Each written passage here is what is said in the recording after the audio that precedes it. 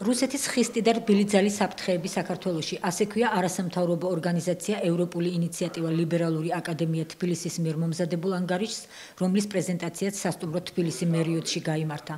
პროექტის ფარგლებში შესწავლილი იქნა რუსეთის ხელში არსებული პოლიტიკურ-ეკონომიკური თუ სხვა სახის ბერკეტები, რითაც მას შეუძლია ზეგავლენა მოახდინოს საქართველოში მიმდინარე პოლიტიკურ პროცესებზე.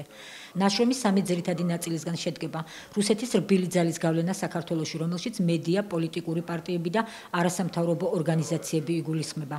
რუსეთ-საქართველოს ურთიერთობების ეკონომიკური ანალიზი და ეროვნული უსაფრთხოება და თავდაცვა. აქედან გამომდინარე, მასში საუბარია საფრთხეებზე და გამოწვევებზე, რომელიც საქართველოს ჩრდილოელი მეზობლისგან მომდინარეობს და რუსეთის ფედერაციის მედიას საშუალებებზე, რომლების კრემლის პოლიტიკას ახორციელებენ.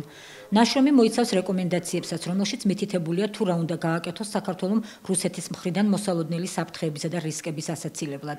როგორც კვლევის ინიციატორები აცხადებენ, აღნიშნული პრობლემების მოსაგვარებლად საჭიროა საქართველოს ხელისუფლების მხრიდან ერთიანი კომპლექსური მიდგომების ჩამოყალიბება. რეკომენდაციები შეიცავს უამრავ მიმართულებას, დაწყებული მედიიდან და დამთავრებული უმცირესობებით,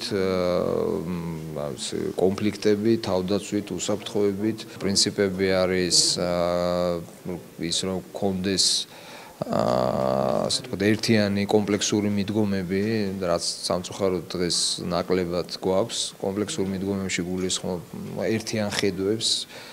იმიტომ რომ ამ შემთხვევაში რუსეთი მოქმედებს კომპლექსურად და ჩვენც უნდა ვიმოქმედოთ კომპლექსურად, რომ დავიცვათ საკუთარი ინტერესები, მაგალითად როგორ უნდა განხორციელდეს, რომ უფრო მეტად დავიცვათ თავი რეფორმები უშიშროების სფეროში, რეფორმები თავდაცვის სფეროში. ექსპერტები მუშაობდნენ, ასე ვთქვათ, რა უნდა გავაკეთოთ ეკონომიკის თვალსაზრისით, რომ იმისათვის უფრო დავაბალანსოთ და უკეთესი გარემო შექმნათ, უფრო ნაკლებად რისკიანი, როგორ უნდა მოვიქცეთ სამოქალაქო საზოგადოებას, აი ეს პრორუსული, რომელიც ზოგიერთ შემთხვევაში ეწევა აგიტაციას, ზოგიერთ შემთხვევაში ძალიან სახიფათო არის სწორედ უსაფრთხოების კუთხით. ჩვენ ასევე თავაზობთ გარკვეულ რეკომენდაციებს, მაგალითად ასოცირების ხელშეკრულების და ეგრეთ წოდებულ თავისუფალი ვაჭრობასთან მიმართებით, რა შეიძლება, როგორ შეიძლება ეს ჩვენ გამოვიყენოთ მიღწევები, რომელიც ზოგადად საქართველოს აქვს და ასევე ეხება საერთაშორისო მიმართულებით, რასაც შეიძლება გააქტიურდეს საქართველოს. დისკუსიას ხელისუფლების, ოპოზიციის, ექსპერტების, დიპლომატიური კორპუსის და სამოქალაქო სექტორის წარმომადგენლებიც ესწრებოდნენ. მე ვფიქრობ, რომ ძალიან საინტერესო და საყურადღებო კვლევაა. ამის თაობაზე ვისაუბრე იქ. დიდი ხნის მანძილზე მზადდებოდა, საკმაოდ დიდი ინფორმაცია არის თავმოყრილი და კარგია, რომ ჩვენი სამოქალაქო საზოგადოება, ექსპერტები არიან ჩართული აი ასეთ კვლევაში. ძალიან დიდი ყურადღებაა ახლა საჭირო და უნდა კარგად ვიცოდეთ თუ რა ხდება ჩვენ სამეზობლოში, განსაკუთრებით რუსეთში. იქ ძალიან სერიოზული პროცესები მიმდინარეობს. როგორ განვითარდება მოვლენები, საკმაოდ რთულია ამის თქმა, ვითარება ნამდვილად ნაკლებად პროგნოზირებადია, ძალიან ყურადღებით უნდა ვიყოთ, შეცდომების დაშვების უფლება არ გვაქვს ჩვენ, ამიტომ ყველა ჩვენი ნაბიჯი უნდა იყოს გონივრული, სწორად გათვლილი და სწორად გადათმული. მე ვფიქრობ, რომ აქამდე ჩვენ სწორედ ასე მივდივართ.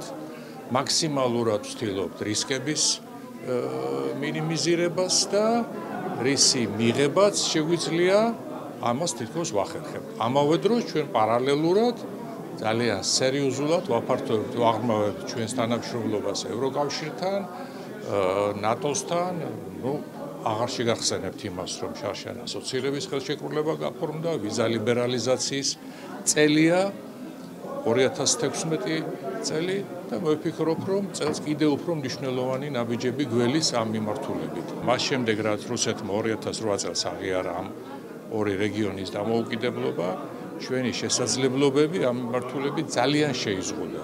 ჩვენი ერთადერთი ბერკეტი დღეისათვის არის საერთაშორისო თანამეგობრობის მობილიზება, ამ მხარდაჭერის მობილიზება და ამავე დროს ჩვენში თვითონ საქართველოში იმ მოდელის, დემოკრატიული სახელმწიფოს იმ მოდელის შექმნა, რაც იმ ცხოვრები ხალხისათვის საინტერესო და მომხიბვლელი იქნება. მე ვფიქრობ, ეს არის ძალიან კარგი, რომ ასეთი ნამუშევარი გაჩნდა არასამთავრობო სივრცეში, იმიტომ რომ ეს ხსნის დამატებითი დისკუსიების შესაძლებლობას და ჩვენ ამ თემებზე რა თქმა უნდა ვიმსჯელოთ არა მხოლოდ სამთავრობო სექტორში, არამედ საზოგადოებაში, რამდენთაც რეალურად მართლაც ჩვენ საქმე გვაქვს პირველ რიგში ოკუპაციასთან საქართველოს ტერიტორიებისა, საქართველოს ტერიტორიის 20%-ის და ასევე არა მხოლოდ ამ სხვა პრობლემებთან, რომლებიც მომდინარეობს სამწუხაროდ ჩვენი ჩრდილოელი მეზობლის მხრიდან.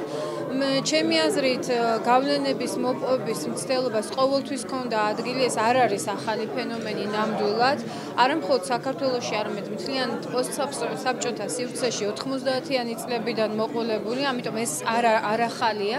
ჩვენ გვქონდა საუბარი ასევე საინფორმაციო ომზე და პროპაგანდაზე.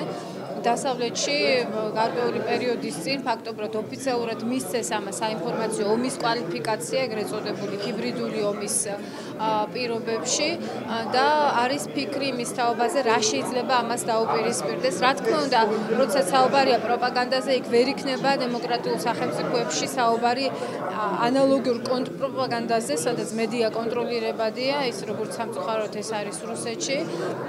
საუბარია იმაზე, რომ მაქსიმალურად შევეცადოთ ხელმისაწვდომი გახდეს საზოგადოებისთვის ობიექტური ინფორმაცია ამ ქვეყნებში მიმდინარე პროცესების შესახებ, ასევე ამ ქვეყნების დასავლეთთან ინტეგრაციის პროცესების თაობაზე, იმიტომ რომ ძალიან ხშირად რუსული პროპაგანდა სწორედ ანტიდასავლური თეზებით მუშაობს.